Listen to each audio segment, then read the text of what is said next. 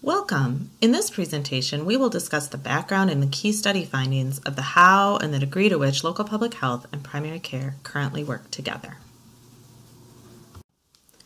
The Institute of Medicine, now named the National Academies of Medicine, called for increased integration of primary care and public health in 2012. Public health departments, primary care clinics, and health systems face growing pressure to collaborate from many organizations, including funding agencies and regulators. The primary goal is to achieve the triple aim of increased efficiency and effectiveness, lower costs, and improve population health.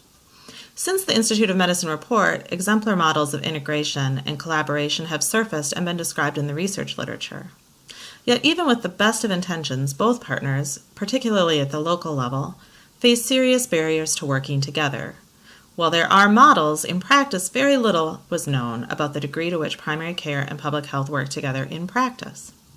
While current reimbursement models have not yet shifted to support such collaboration, some local jurisdictions have identified ways in which to further these cross-sector relationships. But those advancements are not universal, and local practitioners from both sectors are seeking tools and strategies to promote such work. A 4-state study team, grounded in practice-based research, sought to study and quantify the degree to which local public health and primary care work together.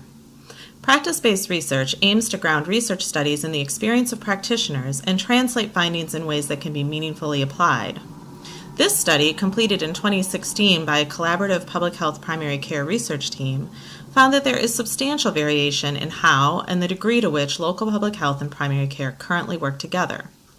Using evidence from this 4-state study, this course will provide background information on primary care public health collaboration, walk you through a self-assessment of your own working relationship with a self-identified partner organization, help you consider opportunities to deepen that relationship within the context of the multidimensional community collaboration for health framework, and identify strategies to make that happen. The following are key study findings to help set the stage. The first phase of the study focused on gathering in-depth, detailed information about collaborations from paired key informants across the study states. In general, respondents spoke of familiar relationship constructs, such as mutual trust and respect, the importance of ongoing communication, strong leadership, and capitalizing on existing relationships. Yet while there was buy-in to the primary care public health collaboration in spirit, critical barriers remain. Overall, it was clear that the ongoing relationship is more synergistic. It's possible to have many of these positive traits from the literature and still do nothing together. Thus, while we see some key factors typically discussed in the literature around partnerships, in reality at the local level, more is needed to nurture and create productive collaborations. The following results represent the percent that strongly agree or agree unless stated otherwise. The quantitative survey results suggest some key features of collaboration are in place, such as mutual trust, respect, shared vision, and mission. This was also observed in the qualitative phase of the study. In general, public health and primary care respondents were fairly similar in their extent of agreement. Yet there were fairly large differences observed for the question related to staff knowledge about building relationships. In this case, public health respondents were almost twice as likely to agree that they were knowledgeable about building relationships compared to primary care respondents. This suggests that skills from public health around community engagement and partnership development could be critical for advancing these partnerships. Advances in health information technology are occurring daily, and many resources have been put into both public health and clinical healthcare IT systems. However, study results strongly suggest the actual degree of electronic data sharing is minimal at best. Only 17% of public health and 12% of primary care respondents reported using a standard system to share data with each other. Given the emphasis on using data for decision-making, this is a major issue if primary care and public health are to effectively work together to prioritize and tackle key population health issues in their communities. Both sets of respondents were consistent in their perspective that they lack adequate financial resources to support joint work. Yet even with the acknowledgement that resources are not currently provided to support collaboration, almost 70% of public health and 45% of primary care respondents were confident that their work will carry on even without staff or funding changes. The qualitative interviews raised the concept of the importance of personalities of individuals, and that highly motivated leaders could create relationships and sustain collaboration even without resources. Long term, the idea of solely depending on strong personalities seems to raise serious concerns about true sustainability in these communities. Overall, public health generally seems to self-rate the degree of working relationship higher as compared to primary care respondents.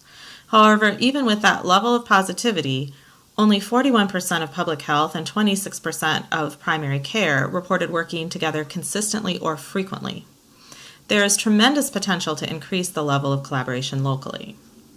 Just to clarify, the actual question wording was, on a scale of 1 to 5, with 5 being the highest, where would you place your working relationship with primary care? 1, not working together at all. 2, starting to work together but not consistently. 3, have some projects or focus areas of work. 4, work together frequently, particularly targeting high community needs. Or 5, consistently work together on a variety of health topics and needs. Overall, satisfaction with the working relationship was relatively high. Almost 60% of public health and 54% of primary care were satisfied. Interestingly, aside from the very satisfied primary care respondents, the rest of the primary care respondents were less satisfied with the relationship as compared to public health. Taken together, the qualitative and quantitative results generated important key lessons learned and changed the way in which we viewed integration and collaboration. First off, there were some aspects of partnership that clearly build and maintain foundations. These are factors that are frequently cited in partnership literature and were not surprising. But additional factors were identified that seemed to raise energy and produce action, and clearly satisfaction was not the same thing as taking action. Overall, our respondents almost universally agreed that collaboration is important and important to the health of their communities. Our finding that integration is likely not linear made us realize that there is a need for a more dynamic and multidimensional model to describe these partnerships. Please take a moment to reflect on the findings that were just presented. In the next segment, you will have an opportunity to self-assess your own working relationship with your counterpart, either primary care or public health.